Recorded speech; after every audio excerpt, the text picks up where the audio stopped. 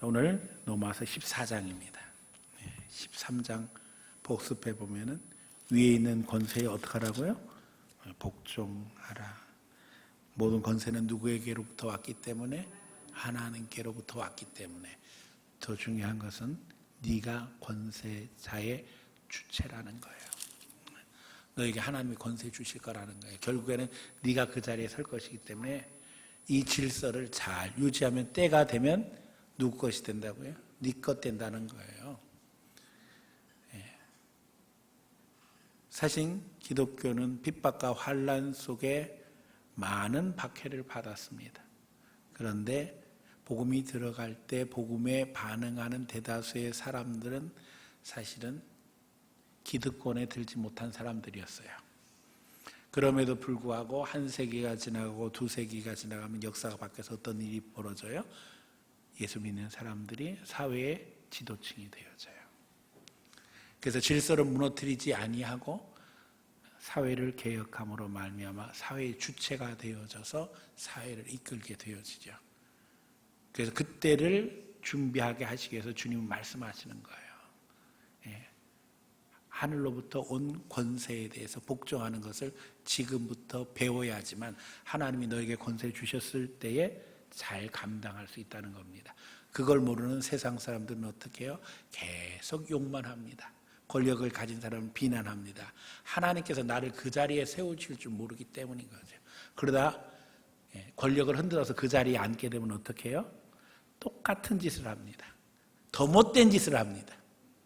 안타깝지요. 여러분, 세상은 바뀌게 되어 있고 하나님은 누구 편이에요? 내 편이에요. 그래서 기회를 기다리고 준비하면 하나님이 우리에게 채워주신다는 겁니다. 자, 이제 채움받았습니다. 그리고 사실 이미 우리는 세상의 권력으로 채움받지 아니하도 하늘의 권세를 채움받은 사람입니다. 그래서 14장은 보다 더 적극적으로 배려하는 것에 대해서 말씀하고 계셔요. 믿음이 연약한 자를 너희가 받되 그의 의견을 비판하지 말라. 교회 안에 믿음의 수준은 사실 천차만별입니다. 믿음이 좋은 사람도 있지만 믿음이 연약한 사람도 있습니다. 심지어는 믿음이 전혀 없는 사람도 있습니다. 그런 가운데 믿음 없는 사람이 포함되는 건 아니에요. 믿음이 연약한 사람까지는 받아줘야 된다는 거예요.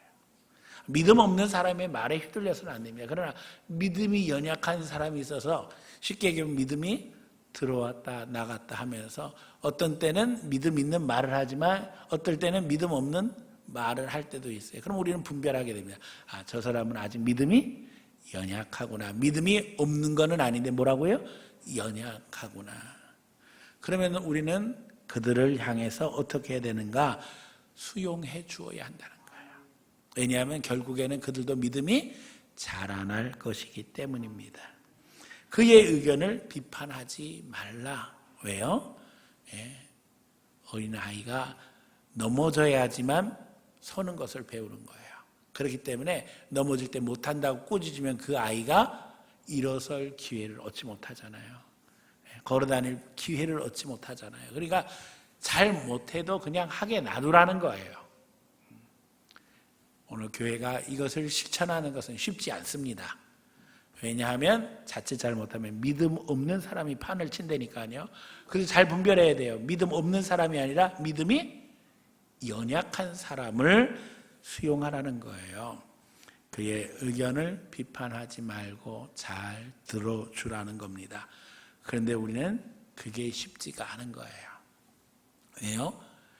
어린아이가 말하는 걸 다 들어주는 것은 쉽지 않습니다. 애들은 때때로 말도 안 되는 땡깡을 부리거든요. 그럼에도 불구하고 기다리면 그 아이는 결국 자라서 성장함으로 하나님의 일꾼이 됩니다. 제가 이제 마포중앙교회에 교육전도사로 처음 갔는데요. 이 교사들이 애들이 장난을 치고 의자 밑으로 뛰어다니는데 도무지 저지를 안 하는 거예요. 그래서 제가 너무나도 속이 상했어요. 사실은 교사들하고 다 모여도 제가 막내예요. 나이로 치면. 근데 어떡합니까? 이제 전도사니까 이야기를 해야 될 거잖아요.